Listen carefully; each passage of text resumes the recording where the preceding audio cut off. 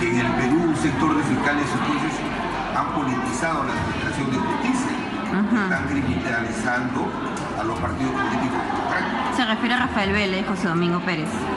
Me refiero a este sector de jueces y fiscales que la actividad política la está criminalizando. Que en realidad no era nuestro deseo venir aquí al Uruguay a explicar los temas internos de nuestro país. Pero como el gobierno envió una bancada, que es una bancada gobiernista, la del Frente Amplio, para tratar de politizar el tema, circunstancia que a nosotros lo único que nos ha llevado es a considerar de que efectivamente el tema es político y por lo tanto la muestra está y la prueba está en que ha venido una bancada del Frente Amplio que no tendría nada que ver con el tema. El señor Vizcarra en Lima dice: no doy el salvoconducto. Entonces crea una condición de preruptura. Falsa, por supuesto, pero está viendo a la opinión pública para la negativa de la ciudad. Díganme, ¿acaso los países rompen relaciones porque se respeta el derecho a asilo, que es una tradición latinoamericana? No, no ha pasado. Y finalmente hago un anuncio como secretario general del APRA. A partir del día de hoy, nuestros militantes que están en las afueras de la embajada, que es territorio uruguayo, que se encuentra en nuestro país y donde se encuentra el presidente Alan García, nos vamos a retirar porque creemos que de manera soberana, libre, sin presión de ninguna clase de naturaleza, el Estado uruguayo debe resolver este tema sin intromisión política y buscando presión. Hola, muy buenas noches, bienvenidos. Así empieza 2018 y estas son imágenes que hemos podido captar en Montevideo, a donde, como ustedes han visto, viajaron 4 congresistas de la bancada del partido aprista para contrarrestar lo que ellos llaman ha sido una campaña difamatoria o una campaña en contra del asilo que se otorgaría eventualmente si es que la solicitud es aceptada por el gobierno uruguayo, el expresidente Alan García. Jorge del Castillo, congresista del partido aprista, está enlazado con nosotros. Son las 11 en Montevideo, las 9:02 aquí en el Perú. Le agradecemos al congresista este enlace. Muy buenas noches, Jorge. Bienvenido. Sí, Mávila, buenas noches. Muchas gracias por esta conexión. No, al contrario. Sí. Tengo entendido que han dado entrevistas muy temprano, que tuvieron también esta reunión con el ex presidente Julio María Sanguinetti. ¿Cuáles han sido las coordinaciones por la tarde y el objetivo? Porque ustedes en las declaraciones que hemos recibido hablan de una campaña para la opinión pública, no de una interferencia política. ¿Podría explicarnos las razones de este viaje y las gestiones efectuadas? Primero, a nivel del Ejecutivo uruguayo no hemos hecho ninguna gestión porque el gobierno, el Estado uruguayo tendrá que resolver soberanamente y lo que se decida se cumplirá, ¿no? Porque corresponde, según la Convención de Caracas, o sea, el Tratado de Asilo Diplomático, al país asilante hacer la calificación correspondiente. Si es que preferimos en ese terreno no interferir. Pero sí nos ha interesado mucho, por decirlo de alguna forma, equilibrar el criterio en la opinión pública, ¿no? A través de los medios de comunicación, muy gentiles los periodistas de los más importantes diarios de la capital uruguaya, en la radio y la televisión, de entrevistarnos, para dar a conocer algunos conceptos que me parece que son vitales, ¿no? En primer lugar, de acuerdo con la ley y con el tratado de asilo diplomático, no procede si una persona está inculpada, procesada o condenada por delitos X de corrupción, por ejemplo. No es el caso porque el presidente García no está ni inculpado, ni procesado, ni condenado. Es más, no hay ningún cargo específico hasta este momento que se le haga, ni existe punto de comparación con otros casos en los que sí hay procesos, inclusive ha habido detenciones. El cargo que está pendiente de dilucidarse es el de una conferencia contratada por la Federación de Industriales de Sao Paulo y donde se atribuye 6 o 7 años después que habría sido pagada por Odebrecht, pero fue contratada por una entidad gremial de muy alta reputación como la Federación de Industriales de Sao Paulo. Así que ese es el cargo, reducido a $100.000 pagados por esta conferencia que sí se realizó cuando él no era presidente. Esa es la verdad, monda y redonda, de los cargos que están en pie y que evidentemente pues no pueden merituar ni el impedimento de salida, que de paso se decretó el día 17 de noviembre, pero 2 días antes ya había un oficio de migraciones del sector interior impidiendo esta salida, o sea, cuando no había orden judicial. Eso es un acto de persecución objetiva, ¿no? Entonces, muy bien, estamos a esperas de las decisiones que se adopten y confío mucho en que nuestra presencia aquí haya servido para ilustrar y para responder preguntas que con toda razonabilidad se hacía la prensa uruguaya, ¿no? Congresista, si como usted dice es un caso, digamos, en el que no hay mayor sustento judicial o del que podría el expresidente Alan García salir perfectamente bien librado en un proceso de investigación de la Fiscalía y de investigación o de proceso judicial, ¿por qué llegar a este extremo de solicitar un asilo y poner al Perú y al Uruguay en una posición tan complicada que afecta sin duda la imagen de los dos países? Porque por un lado, hoy todo el mundo está hablando de la persecución política en el Perú, de una flaqueza en nuestra democracia que no existe. Aquí usted ha reconocido, incluso en las declaraciones que nos ofreció hoy más temprano, que vivimos en un Estado de Derecho, ¿o me equivoco? Por cierto que sí, pero eso no significa que no haya actos de persecución. No es necesario que haya un quebrantamiento del Estado de Derecho, ¿no?, para decir hay una persecución, que no necesariamente es abierta del gobierno central, no lo podría afirmar así, puede haber una mano por ahí abajo, pero lo que sí es evidente que proviene de un sector del Estado. Cuando un sector del Ministerio Público, por ejemplo, acciona como acciona, ¿no?, y pruebas que has recibido en minutos, porque lo recibió a las 9:58 del día 15, la convierte en causal suficiente para una persona impedirle la salida del país durante 18 meses, eso se llama abuso de derecho. El siguiente paso, fíjese, según tengo las referencias, cuando Alan García llega al Perú, alguna voz amiga le dice, cuidado que van a suspender la diligencia. Él no cree, va a la diligencia y efectivamente la suspendieron. Un rato después llega la misma voz y dice, cuidado que van a pedir el impedimento de salir del país. No creo, dice él, y resulta que piden el impedimento de salir del país. Ya van 2-0. Y viene un tercer mensaje. Dice, el lunes le ponen orden de detención preventiva. Así fue.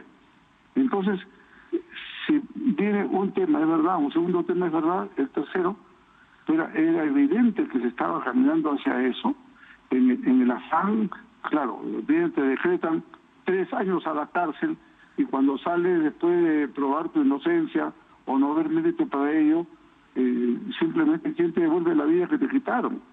Entonces, el asilo no es una fuga, el asilo es una institución constitucional, artículo 36 de nuestra Constitución, el Estado respeta el asilo, el Estado respeta lo que diga el país asilante, y el Estado está obligado, si es que el asilo se concede, a otorgar salvoconducto. Eso lo dice el tratado de asilo diplomático. Si es que cuando el presidente de la República dice, demostrando su interés político en el tema, y no me digan que esto no es un acto persecutorio, cuando el presidente de la República dice, no garantizo que se vaya el salvoconducto, ¿qué cosa está diciendo?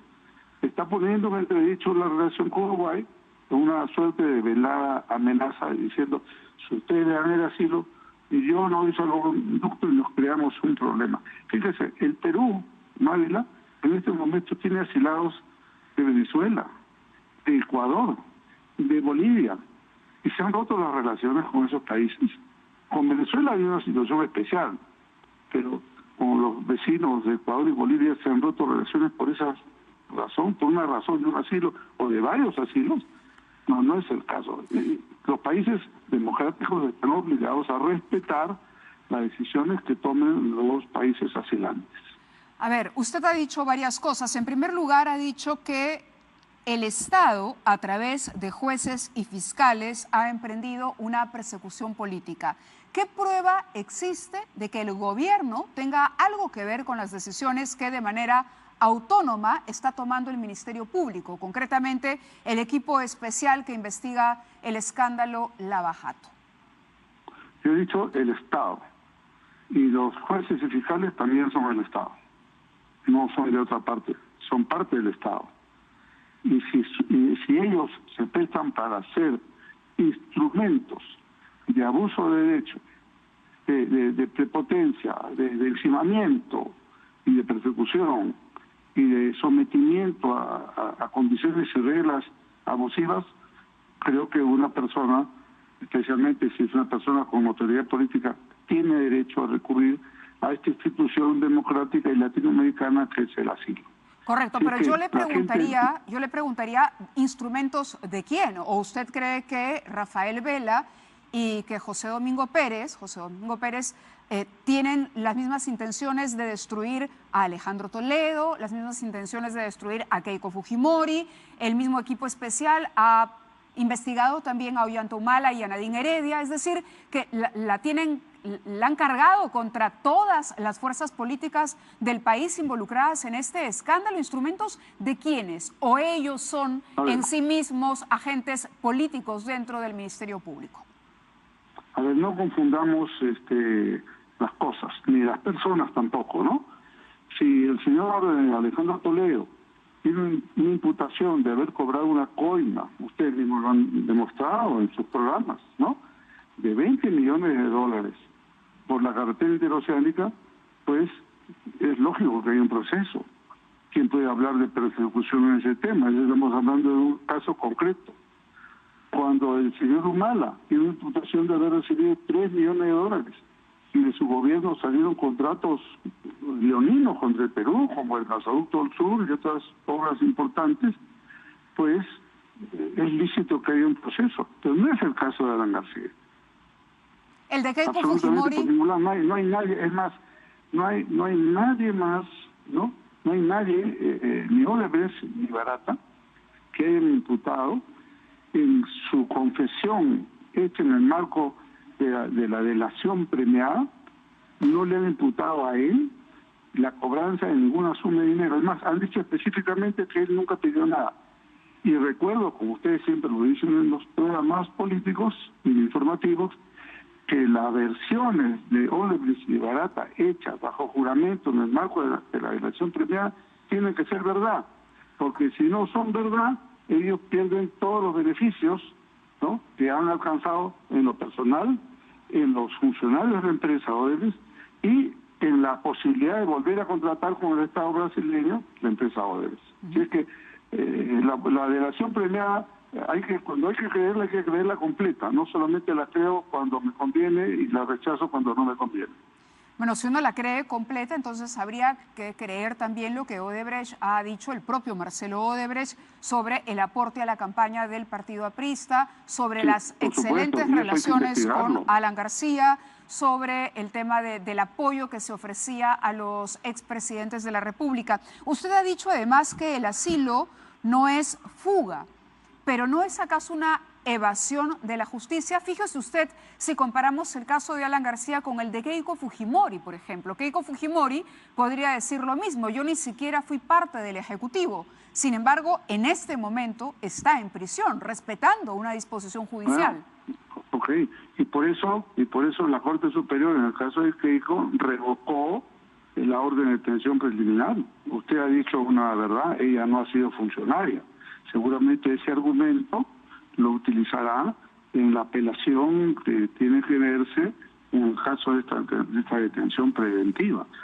El principio es así en el derecho: uno investiga para detener y no detiene para investigar. Y aquí en el Perú, lamentablemente, se está usando ese mecanismo. Se detiene 3 años abusivamente, cosa que acá en Uruguay ha llamado muchísimo la atención. ¿Cómo es posible que meten a una persona que está todavía en los indicios, en la parte inicial de la investigación, 3 años a la cárcel para saber cómo es? Y si demora la investigación, entonces 3 años más, ¿no? 6 años más preventivamente, eso es un exceso, ¿no? Pero en todo caso, aquí lo que hay que hacer es lo siguiente. Hay que investigar lo que hay que investigar. Eso no significa que hay que privar de la libertad a las personas, ni menos su derecho constitucional de circular y entrar y salir del territorio nacional. Ya ahí nomás ya hay un abuso. ¿Cuál es la prueba para que a Alan García se le prohíba salir 18 meses, año y medio del Perú? ¿Cuál es la prueba? Lo que ha presentado IDL, sin traducir, sin legalizar, eso es suficiente. Lo que presentó a las 9:58 el día 15, para que el día 17 le hagan ese impedimento, eso me parece un exceso. Ese tema, el oficio de migraciones 2 días antes de la orden judicial, no me diga que no es un atropello. Eso es una violación constitucional y no me he enterado que el gobierno haya destituido a nadie por ese atropello, que no haya sancionado ni haya abierto siquiera un proceso administrativo contra las personas que... Y si usted lee bien el oficio que se menciona ahí de migraciones, dice en atención a la llamada telefónica. Entonces la pregunta es ¿quién llamó a quién y para qué? En consecuencia, este es un tema grave. Esto ha impactado mucho, que en Uruguay no sabían la prueba, ha impactado muchísimo y no hemos venido a hablar mal de nuestro país en lo absoluto. Hemos venido a hablar más bien de nuestro país. Y hemos dicho que aquí efectivamente es un Estado de Derecho, pero no podemos tolerar los excesos. Perdóneme, pero en cualquier caso estamos hablando de imperfecciones en un sistema, en cualquier caso, le digo, de imperfecciones que entre peruanos podríamos resolver. Si el señor Alan García considera que hay un atropello en su contra, primero que él reconoció que no le molestaba el tema de permanecer 18 meses en su país, dijo que es más, que iba a aprovechar el tiempo para colaborar con el APRA. En menos de 24 horas, de 12 horas, ya había cambiado de opinión y le estaba tocando la puerta al embajador uruguayo. Y en segundo lugar, el asilo político, permítame terminar, el asilo político es una institución que está apreciada y que se utiliza para proteger justamente a la gente que por sus ideas políticas... Por sus ideas políticas se le priva de la libertad o se le quiere coaccionar. En este caso, ¿qué ideas políticas del señor Alan García están en juego? Aquí lo que hay es una explicación que él tiene que darle al Poder Judicial y tiene todos los mecanismos para apelar, recurrir a varias acciones legales, presentar acciones de habeas corpus, en último lugar ir al Tribunal Constitucional como han hecho otros procesados. ¿Por qué no quedarse y acatar las reglas de juego? ¿Por qué crear este problema que podría llevar incluso al gobierno a tener que retirar a un embajador? Porque ayer lo decía un ex canciller Eduardo Ferrero aquí, es decir, esto va a tener consecuencias para las relaciones uruguayo-peruanas. Bueno, cuando, por ejemplo, en nuestro gobierno el señor Adubiri se asiló, ¿recuerda usted? Sí. A nadie se le ocurrió retirar al embajador de aquí o de allá. Simplemente, si el Estado asilante, que en ese momento creo que fue en Nicaragua, concedió el asilo, el gobierno lo aceptó, porque esa es la tradición republicana.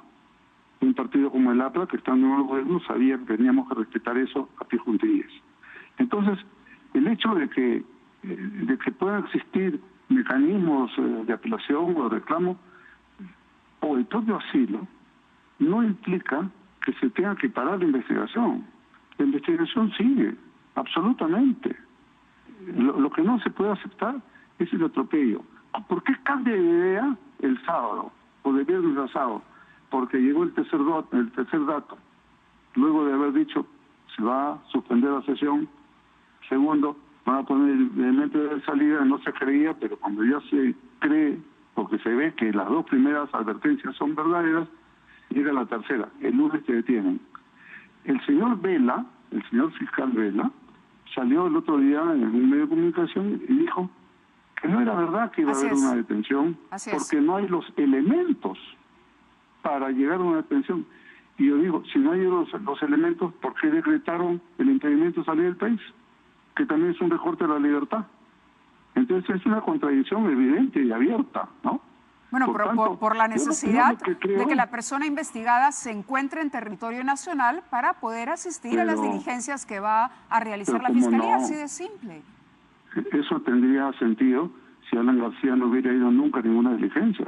Pero he ido 48 veces a diversas fiscalías, cuando ha sido citado como testigo, indagando. Y además se había venido para declarar, hasta una falta de respeto. Me parece que citan a un presidente, lo citan y cuando está citado por segunda vez le dicen, no, usted por otra fecha. Entonces, No hay ninguna, nunca, no ha habido un solo caso en que se niegue a dar una declaración. Así que eso está absolutamente probado y claro. Entonces, aquí lo que tenemos que hacer es más bien serenar los ánimos. Nosotros hemos indicado a nuestra militancia que se suspenda la presencia de militantes afectas frente a la embajada, ¿no? Hoy día es la última noche que se va a realizar. ¿Por qué? Y espero, porque el señor defensor del pueblo ha hecho un llamado a que no se altere el orden. Creo que hay que pedirle mil disculpas a los vecinos de la zona, al propio señor embajador del Uruguay, y creo que hay que restablecer la serenidad. La paliza que le dieron a Lucho Alba Castro, que no tiene sentido y por la cual he escuchado algunas cuantas voces nomás decir, sí, no hay derecho, nos solidarizamos. ¿Y dónde está el miserable que lo golpeó de la manera que lo hizo? De la manera, cree que mandando una carta es suficiente. O sea, estaba en estado de afectación y entonces le tiró un tacle a un hombre mayor y encima lo agarré a manazos en la cabeza. Pero todo eso se ve en el video. En la cara de un congresista de la República que no movió un dedo para impedirlo. Entonces, esas cosas se indignan. Entonces, si quieren llevar la política al nivel de la violencia, pues están equivocados. Creo que eso es lo que hay que cortar, mientras más pronto mejor, y que dejemos, así como hemos dejado nosotros el Estado uruguayo que resuelva, acatemos lo que se resuelva ahí y veremos cuáles son los siguientes pasos, pero no en este camino de confrontación en el cual se crea un ánimo litigioso que no solamente tiene que venir de una situación de alteración del orden constitucional, no. También, por ejemplo, cuando hay una presión mediática, cuando hay una misión, un empuje de masas, ¿no? Yo recuerdo con el Ecuador, el presidente Gutiérrez, que no fue víctima de un golpe de Estado de nadie en particular directo, sino de un montón de gente que fue a querer matarlo posiblemente, se tuvo que ir en un helicóptero y se asesinó. No es... Entonces, ni remotamente la situación que estamos viviendo en nuestro país. Estoy diciendo para que vean que no es necesariamente que venga el Ejecutivo. Él era el Ejecutivo y él tuvo que salir zumbando en un helicóptero. Entonces, no es que el Ejecutivo tiene que estar necesariamente metido. A veces puede ser una conflagración de otro tipo, una explosión social, o parte del Estado que sin necesariamente tener una prueba de que hay una vinculación con el Ejecutivo, aunque el Ejecutivo ha cometido graves hierros y irregularidades, como usted mismo me lo acaba de mencionar, todo eso tipifica una situación de indefensión, de falta de imparcialidad, y todo eso lleva a la calificación de un asilo por el Estado asilante, al cual debemos dejar lo más tranquilo posible para que tome su decisión. La misión Correcto. que ha venido a cabo la delegación de congresistas del Frente Amplio, que han venido con el buen respaldo del gobierno. ¿Cómo sabe eso? completamente... Es algo que le quería preguntar para ir cortando la entrevista. El congresista Mulder dijo más temprano que era una suerte de brazo del Ejecutivo. ¿Qué tiene que ver el Frente Amplio con el presidente Vizcarra? No, ellos tienen muy buenas relaciones. El Frente Amplio fue uno de los primeros grupos que apoyó, ¿no?, la salida de Pedro Pablo Kuczynski y favoreció la entronización del señor Vizcarra. Pero ¿qué tiene que ver eso con un proceso judicial y con un asunto netamente diplomático en el que la Cancillería ya está actuando? No seamos ingenuos, ¿no? El Frente Amplio acreditó por lo menos una cartera ministerial en el actual gabinete, ¿sí o no? La respuesta es sí. Entonces no me digan que no tiene nada que ver. Y ellos han venido y lo único que han hecho en su estancia en Montevideo es ratificar la acción de persecución política. ¿Qué es esto que va a un partido político a empujar para que no concedan el asilo a un ciudadano? Y ustedes han ido para que se lo concedan.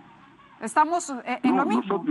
Nosotros hemos venido a la opinión pública para equilibrar. No hubiéramos venido si ellos no hubieran venido. Pero si ellos vienen, era importantísimo equilibrar esta información. Y ese estamos haciendo nuestro deber. Pero nosotros no venimos con animadversión contra nadie, ni odiosidades. Ellos vienen cargados con sus odios, con su antiaprismo, con sus actitudes que siempre las tienen.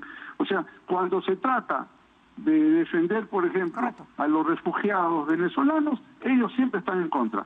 Nunca votaron a favor de una moción de condena al régimen de Chávez antes y de Maduro ahora. En cambio, ahora sí, dicen, no hay, todo está normal, que siga adelante. Ese doble rasero del sector comunista, pues es inaceptable.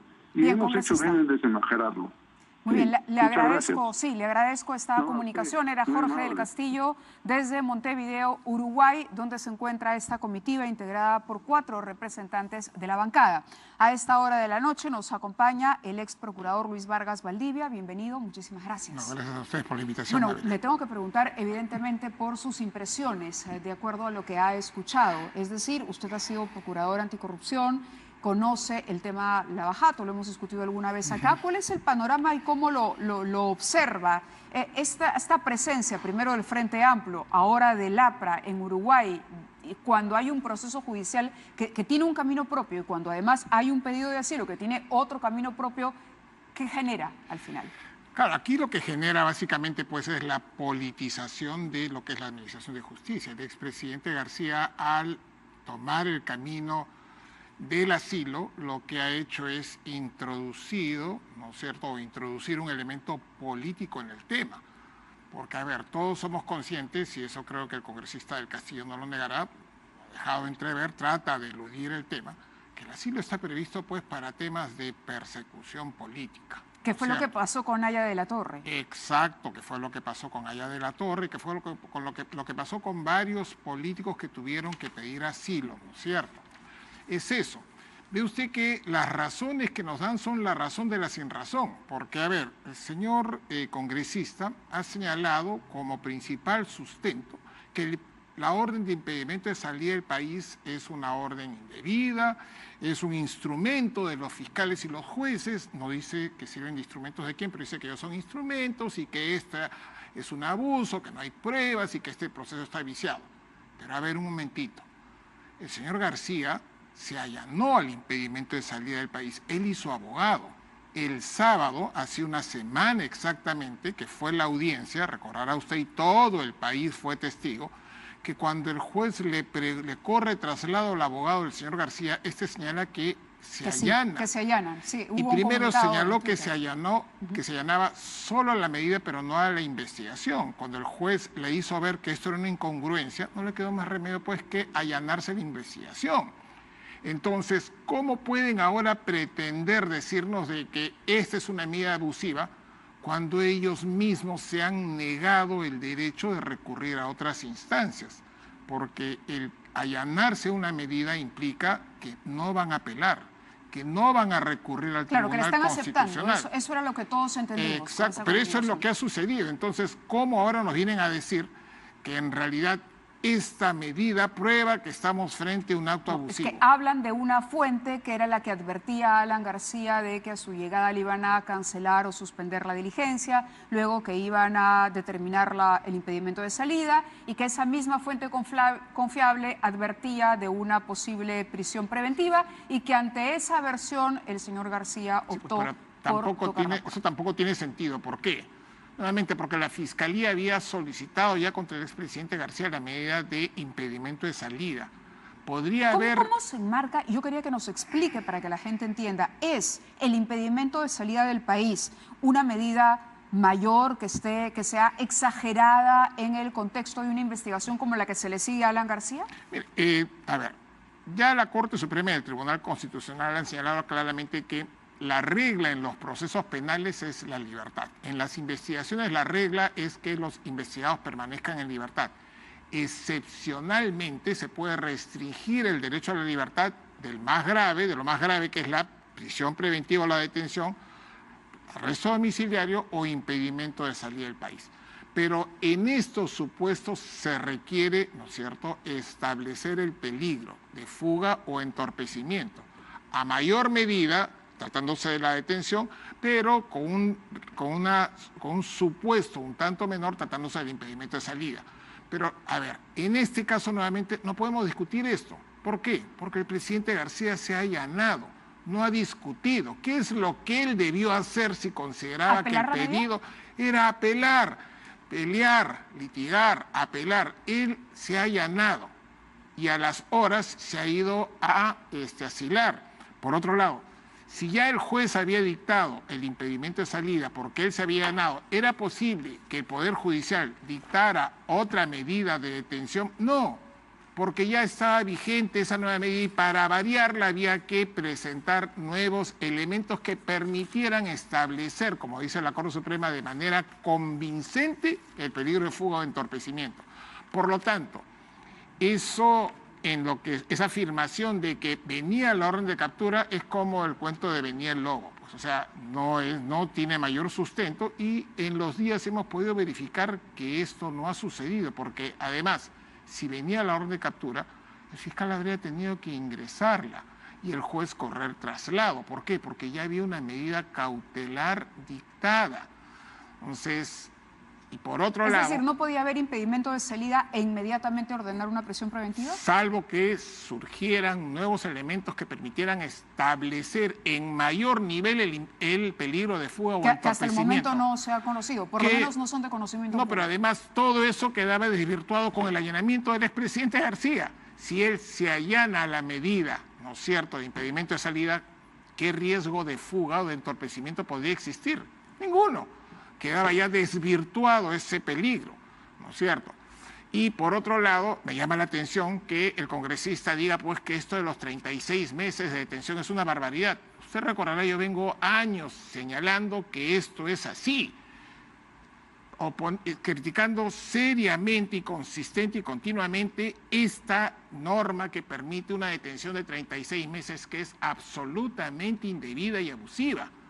¿Qué ha hecho el congresista del Castillo y los demás congresistas para modificar la norma que estableció hace más de 8 años la vigencia de estos 36 meses? Nada. Lo hacen o ahora salen a denunciar que esto es un abuso, que es una barbaridad, porque existe el riesgo, ni siquiera cierto, de que el expresidente pueda tener esa medida cautelar y hace además distingos que no tienen mayor sentido respecto al señor Humala, que está también, ¿no es cierto?, sometido a una investigación, o a la propia señora Fujimori. Entonces, pues, no podemos dar un discurso que no sea coherente con la actuación que ellos han venido teniendo. Yo sigo sosteniendo y seguiré sosteniendo que la detención es una medida excepcional, que lo que debe primar es la libertad y la privación de libertad debe darse con una sentencia condenatoria, salvo casos extremadamente graves. ¿Eso significa que para usted... ¿Keiko Fujimori debería estar en libertad? Yo lo que creo es que en el caso de la señora Fujimori existe, la resolución del juez tiene una serie de sustentos debidos. Yo le soy sincero, yo tengo mis dudas respecto de que el tema del peligro de fuga y de entorpecimiento de la actividad.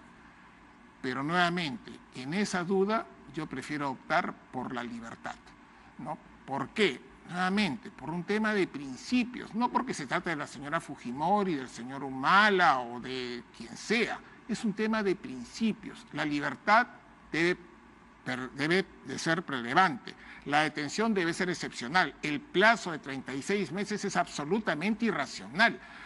Uno de los supuestos de las medidas restrictivas y sobre todo de la privación de libertad en el proceso es que esto es provisional y temporal. Sí. ¿A usted le parece razonable 3 años detenido en un proceso? Eso es absolutamente irracional. Claro, es que aplica esta norma o esta tipificación de crimen organizado, de organización criminal. Es decir, hay una figura legal que utiliza el fiscal para poder solicitar ese periodo, ¿no? Claro, de prisión preventiva. Pero nuevamente, pues es un periodo exagerado, o sea, 36 meses, 3 años no puede durar una investigación, de acuerdo a nuestro nuevo Código Procesal. He leído ahí con preocupación opinión de ciertas personas y ciertos periodistas señalando que el gran problema acá es el Código Procesal. El gran problema no es el Código Procesal, el gran problema son los operadores. Podemos tener muy buenas leyes y muy malos operadores y no sirve. El Código Procesal es un buen instrumento. Antes de cerrar este tema, la actuación de José Domingo Pérez y la del juez Richard Concepción Carhuancho, ¿cuál es la evaluación que usted haría desde el punto de vista jurídico? ¿Han sido respetuosos? ¿Han sustentado bien los pedidos que están haciendo? Porque se les ha criticado, digamos, por haber justamente cometido ciertos excesos o forzado, dicen algunos, evidencias o indicios. Yo creo que la actuación de ellos en estos últimos casos, el doctor Domingo Pérez ha cumplido su función debida y adecuadamente. Es un fiscal que recaba medios de investigación y los presenta. Ha quedado claro además que los medios de investigación que él ha presentado son medios de investigación válidos, ¿no? se habla de los colaboradores eficaces o los testigos protegidos, pero la propia norma permite pues utilizar esto a efectos de estas medidas cautelares. Yo creo que el doctor, además, Concepción, ha mejorado, sí, debido, entiendo, a las resoluciones de la Corte Superior, ha mejorado la técnica legislativa y la técnica de resolución y los fundamentos. Sin embargo, lo que yo sí debo de criticar es que en estas audiencias se ha recurrido pues al ataque indebido de uno u otro lado, ¿no es cierto? El fiscal, el doctor Domingo Pérez, ha utilizado de manera reiterada los términos de brazo jurídico de la organización delictiva para referirse a los abogados, y eso es indebido, eso es impropio. No se puede acusar a un abogado que ejerce la profesión lícitamente de ser brazo legal de una organización delictiva. Si es brazo legal de una organización delictiva, deja de ser abogado y se convierte en cómplice o en coautor. Sin embargo, en esos casos ellos están ejerciendo debidamente, y eso nos lleva a esta otra discusión de estos últimos días respecto en cuanto a la orden de allanamiento. Sí, claro. El límite que todos reconocen es precisamente la actuación del abogado. Si el abogado actúa dentro del ejercicio de su profesión, está debidamente protegido. Pero si va más allá, deja de ser abogado y se convierte en cómplice o en coautor de un delito... que era la sospecha de José Domingo Pérez, es decir, que aquí... Eso amerita cualquier medida cautelar. En este caso particular, le puedo leer la resolución, y lo que señala el juez respecto de la pretensión del doctor Domingo Pérez es imputar a algunos abogados el haber actuado indebidamente a efectos de inducir a error al fiscal. Esto es una conducta fraudulenta. Asesorar a los testigos para cambiar versiones. Exacto. Eso es una conducta fraudulenta porque el asesorar no es ilícito. Pero el llevar a una persona a faltar a la verdad para inducir a error mediante engaño al fiscal o al juez, ahí sí estamos frente a una conducta fraudulenta que no está protegida por ley. ¿Usted en este momento está asesorando, patrocinando, asesorando a alguno de los implicados en esta investigación? En estas investigaciones no, ninguno. Yo soy abogado, como saben ustedes, del exministro Alfredo Thorn. Soy abogado de la vicepresidenta y del congresista Bruce en las investigaciones que ha iniciado el fiscal de la Nación. Pero en estos casos en particular no defiendo a ninguna de las partes. Soy abogado de Confiep, ¿no es cierto?, en la investigación respecto del señor Ricardo Briceño, que se ha visto involucrado, pero creo yo que la situación de él es totalmente distinta a la de los demás. Y ya el fiscal ha señalado en la disposición que él está involucrado, ¿no es cierto?, debido a que no se ha desvirtuado una declaración que dio el señor Barata respecto a una reunión. Y claro, estamos a la espera que los empresarios que fueron a esa reunión y aclaren los temas a efectos de que el señor Briceño pueda ser separado de la investigación. Correcto. Quería compartir con ustedes, antes de ir a la pausa, durante nuestra permanencia en Montevideo también pudimos conversar con algunos periodistas porque definitivamente la presencia o la solicitud de asilo del expresidente Alan García ha hecho que se mire nuevamente en el contexto latinoamericano. La pregunta de inmediato era: ¿por qué Uruguay? ¿Por qué Alan García le toca la puerta a Uruguay? Y se habla de su amistad con expresidentes, se habla de una relación, de una tradición, digamos, en el otorgamiento de asilo de estos países. Pero esto nos llevó además a encontrar el rol que ha cumplido este país en el escándalo Lava Jato. Y lo que tenemos a continuación para compartir con ustedes son declaraciones que nos concedió el periodista. Primero vamos con las declaraciones de Pablo Alfano, periodista de investigación de Radio Uruguay, uno de los que investigó el caso Lava Jato y sus implicancias en América Latina, concretamente en Uruguay. Escuchamos.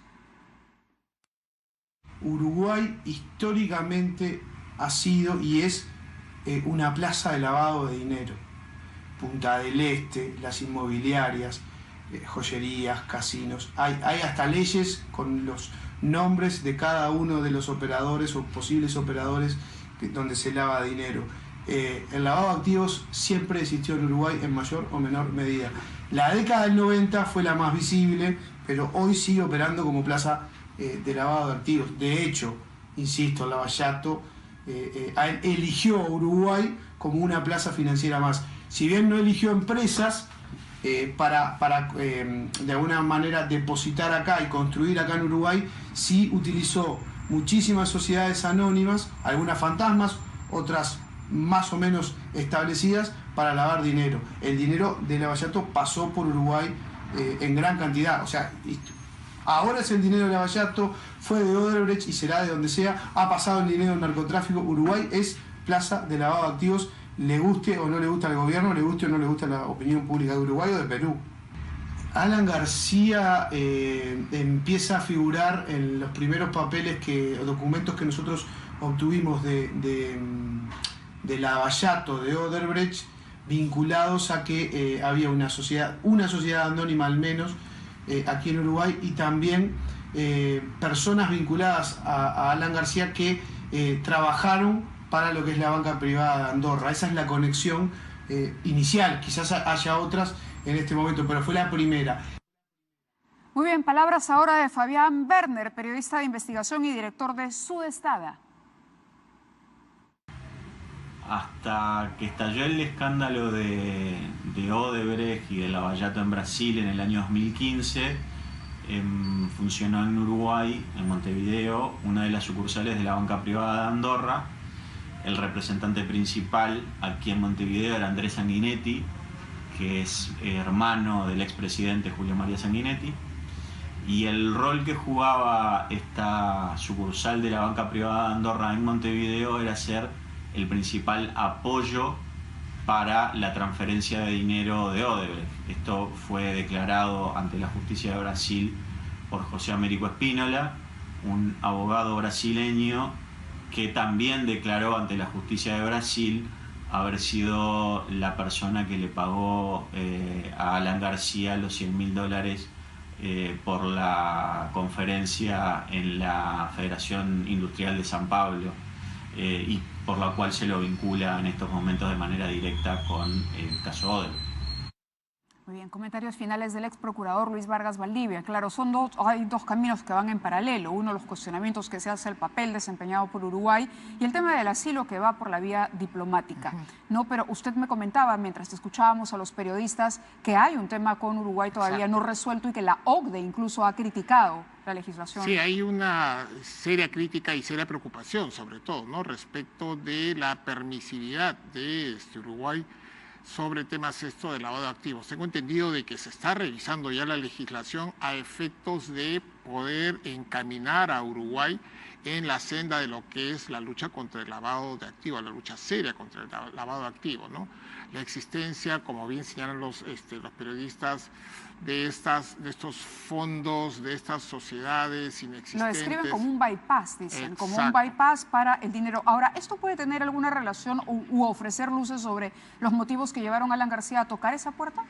Podría ser. Yo me inclino más por el tema político. Uruguay siempre se ha caracterizado pues por ser muy respetuoso del tema del asilo, por la vinculación que se ha señalado en estos días del expresidente García con el actual presidente y la clase política uruguaya. Partido Colorado, ¿no es cierto? ¿No? Exacto. Es prácticamente el espejo del APRA en Uruguay. Exacto, eso podría ser, pero a ver, yo confío que las autoridades del Poder Ejecutivo de Uruguay finalmente tengan en cuenta que estos argumentos sustentados por el señor García y por los congresistas, que usted verá, no coinciden con los argumentos dados por el expresidente García al solicitar su asilo, sean desestimados. Correcto. Porque finalmente, y con eso termino, el señor del Castillo ha señalado de que ellos no se ponen a que continúe la investigación, pero con el señor García en el extranjero. Eso es una barbaridad y es absolutamente contradictorio, ¿no? Porque si no confían en la justicia peruana, porque no es que no confíen en la justicia peruana, ojo, porque ellos siguen apoyando al actual fiscal de la nación, ¿no es cierto? Pero si no confían en esta fiscalía y en esta justicia, ¿por qué pretender que siga la investigación, pero con el expresidente en el extranjero viviendo tranquilamente? En fin. Muy bien, muchísimas gracias por haber estado con nosotros. Hacemos una pausa rápidamente y regresamos con el congresista Gino Costa para continuar hablando de este y de otros temas de interés nacional. Volvemos.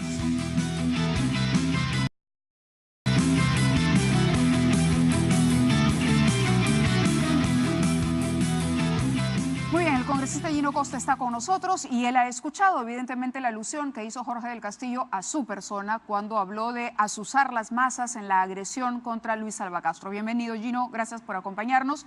Y bueno, creo que usted tenía ganas de responder a ese comentario. Sí, ¿ha sido Jorge del Castillo el que ha hecho esa alusión ahora?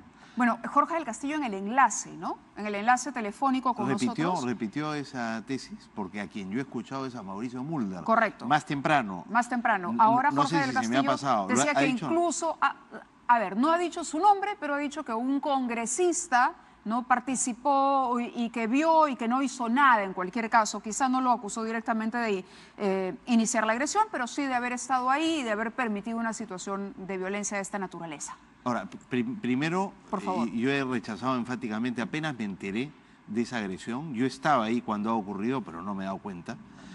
Lucho Alba Castro, en efecto, ha pasado delante mío, pero yo, como te digo, no me he dado cuenta. Apenas me he enterado cuando yo ya no estaba en ese lugar, a través de un tuit de Lucho González Posada, que me acusaba de haber movilizado a las turbas comunistas y de haberlas azuzado para atacar a Lucho Alba Castro. Rechacé enfáticamente eso. Me pareció un hecho lamentable, me sigue pareciendo. Felizmente está en manos de la policía que está investigando estos hechos y espero que pronto esto se ponga en manos de la justicia. Dice Jorge del Castillo que nada se está haciendo. Esto se está investigando y hay incluso dos personas que ya se han identificado. Alexander Peña, un matemático, y un militante de Acción Popular. O sea, ahí tienes dos personas identificadas, habrá que establecer con ellos quién la responsabilidad, más, claro. y si fue una reacción espontánea a la presencia de Alba Castro ahí, o si ha sido algo planificado. Claro. De ahí a concluir que esto ha sido, que yo he participado en el hecho, no hay ninguna evidencia de eso, yo la descarto de plano, que esto haya sido, es más, Mauricio Mulder dice que esto ha sido un operativo dirigido desde Palacio de Gobierno. Exacto. Y operacionalizado a través mío. Dicho, claro, y él también es el que dijo en declaraciones que nosotros hemos puesto al abrir el programa que el Frente Amplio era, una suerte de brazo, ¿no?, político del Ejecutivo que iba a sembrar la teoría de la persecución política. Sí, bueno, ahí, como te digo, terminemos con estos hechos en la embajada, porque Mauricio Mulder ha dicho que esto planificado en Palacio de Gobierno para sacar a patadas a Alan García de la residencia de la embajada de Uruguay. Realmente está alucinando Mauricio. Y además dice que es, digamos, un típico operativo chavista, y lo está diciendo en Uruguay, además, que tiene excelentes relaciones con Venezuela. La relación con Maduro es buena. Entonces, absolutamente desubicado y falso todo. Entonces, yo lo desmiento, lamento lo ocurrido con Alba, espero que las investigaciones lleguen hasta el final y se establezcan las sanciones. Porque, y respecto al papel desempeñado por el presidente Vizcarra, concretamente en el caso Alan García. Absolutamente, no veo ningún papel de él en el caso de Alan García, ninguno. El propio Jorge del Castillo lo reconoce. Él dice, no, acá no hay ninguna evidencia del Poder Ejecutivo involucrado en esto. Claro, pero al mismo tiempo dice la persecución que el presidente es una persecución. Ha insinuado o ha dicho que no le otorgará el salvoconducto y que esto es una manera de como dijo, de prerruptura de relaciones diplomáticas. También equivocado. Lo que el presidente ha dicho es, vamos a ver qué hace Uruguay. Exacto, yo no escuché al presidente Vizcarra decir directamente no se le otorgará. Esperaremos a la decisión del gobierno uruguayo, que es el que le corresponde decidir, y veremos qué hacemos. Él ha concluido de que no se le va a otorgar. Ha habido especulaciones en torno a eso, pero el presidente Vizcarra sobre eso, hasta donde yo he escuchado, no ha dicho una palabra. No ha dicho nada. ¿Viaja al Frente Amplio? Y la tesis, sí. No, pero antes de terminar con eso, la tesis de Jorge del Castillo es bien especial. O sea, no hay injerencia del Ejecutivo, por tanto no hay persecución política del Ejecutivo. Entonces, ¿quién lo persigue a Alan García? El fiscal y el juez. Esa es una persecución judicial en el marco de la ley. El impedimento de esa ley es una medida perfectamente legal. Si no le gusta, apela. No apeló. Entonces... Viaja el Frente Amplio, viaja ahora este grupo de congresistas del APRA. Entiendo, van a viajar también representantes de otras organizaciones de la sociedad civil. Y usted era de la idea de que viajara una comisión multipartidaria. ¿Esto no es politizar, no es complicarle el trabajo a la Cancillería? Mira, el hecho de que quien ha politizado un congresistas asunto judicial es el expresidente Alan García al acogerse, al solicitar el asilo. Ahora tiene que decidir sobre ese tema el presidente de Uruguay, y yo creo que tiene sentido, ¿no es cierto?, tratar de entrar en contacto con actores políticos uruguayos para ponerlos al tanto de la situación política, porque esa decisión del presidente se toma en base a la situación política interna en el Perú. ¿Hay o no hay persecución política? Entonces, a efectos de ilustrar, ¿no es cierto?, a la opinión pública y a los actores políticos uruguayos sobre si hay o no hay, es comprensible que los actores políticos quieran ir allá, unos para defender una tesis y otros para negar que haya persecución política. O sea que a mí me parece perfectamente razonable. Me hubiera gustado que más bien hubiera ido una misión, digamos, multipartidaria.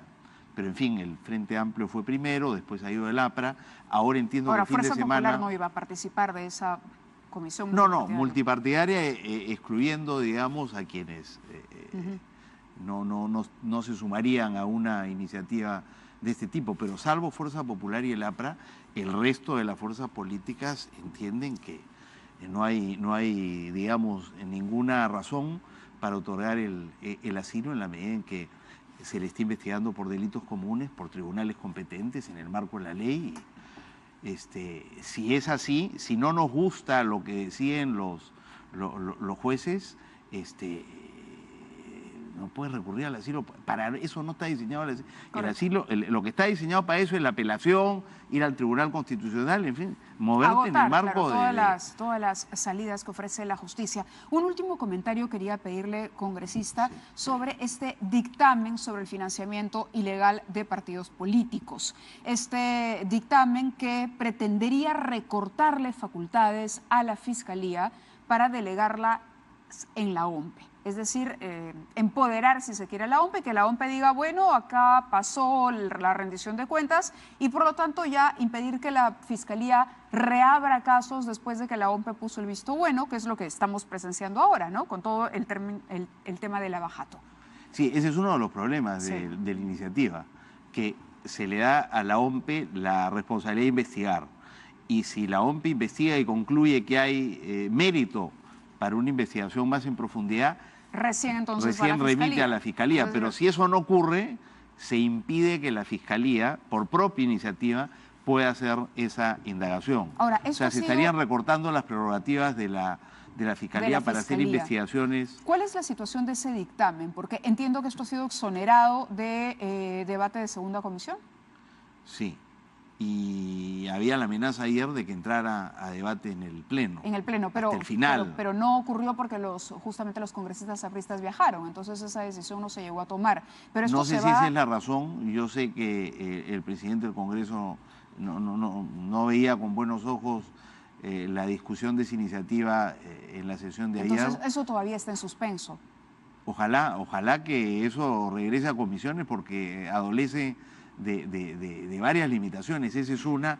La otra es que se reduce la pena por el delito de lavado de activos en medio de un proceso de investigación donde varios políticos están involucrados acusados o investigados por lavado de activos.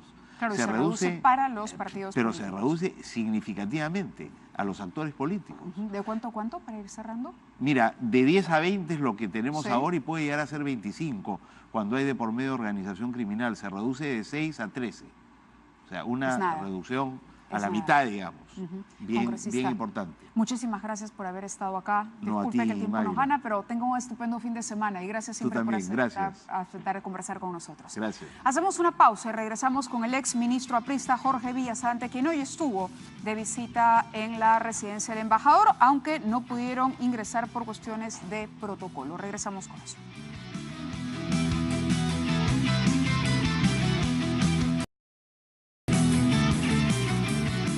Muy bien, habíamos habíamos anunciado, ya nos queda poquísimo tiempo, pero vamos a aprovecharlo al máximo. El exministro de Trabajo, Jorge Villasante, está con nosotros. El día de hoy, él y la exministra Nidia Vilches asistieron a la residencia del embajador de Uruguay, donde se encuentra el expresidente Alan García. Muy buenas noches, gracias por acompañarnos. Buenas noches, Lo esperábamos Mayra. más temprano, ¿ah? No se quejen porque le damos poco tiempo ahora. No, lo que pasa, bueno, no perdamos el tiempo. No, claro que sí.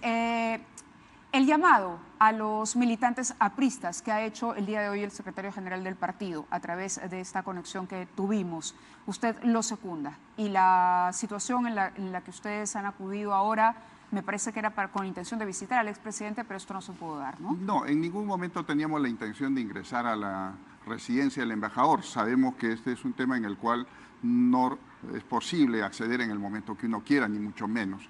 Fuimos a expresar nuestro saludo y solidaridad con el presidente García y a un tema muy puntual, Ávila, si me permite. Por favor. El tema de fondo es que aquí se está criminalizando la política y se están persiguiendo a las organizaciones políticas. Aquí yo tengo el documento por el cual se evidencia imputado Partido Aprista Peruano, imputado Partido Aprista Peruano. Es decir, no es Juan, Pedro, María, es el partido político. Y eso no existe en ninguna democracia. Los partidos políticos no son organizaciones criminales.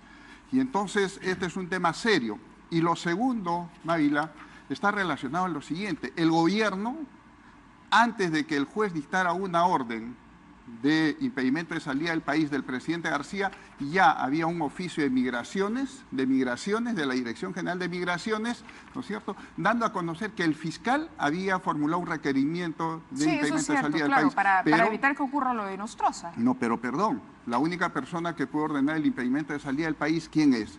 El juez. Es el único que puede dictar medidas restrictivas. El gobierno, migraciones, no pueden sino actuar sobre la base de un mandato judicial. Aquí lo que estaban haciendo era, antes de que existiera la decisión, la disposición del juez, ¿no?, ya se estaba diciendo, el fiscal ha dispuesto, eso es lo que se dice aquí, el fiscal ha dispuesto el impedimento de salida del país del expresidente Alan García. Y eso resulta sumamente grave, ¿no? Y aquí tendrían que responder las autoridades. Correcto, ministro o exministro. Desgraciadamente el tiempo nos ganó, como le dije, lo esperábamos al inicio del programa, pero en cualquier caso vamos a apelar a la serenidad y a lo que tenga que disponer finalmente el gobierno de Uruguay. Y bueno, y tenemos con nosotros al almirante Luis Polar, que tiene que hacer un anuncio. En 30 segundos, almirante, por favor, aproveche las cámaras antes de desearle a todos buen fin de semana. Muchas gracias. Invitar a la ciudadanía el día de mañana a la playa Aguadulce para que puedan espectar el ejercicio binacional Olas Solidarias, en el que van a ver la capacidad del Estado peruano, de las diferentes instituciones y agencias, para poder responder, a dar una primera respuesta ante desastres naturales. Correcto. Hecha la invitación, nos vamos, tengan buen fin de semana, volvemos el lunes a las 9.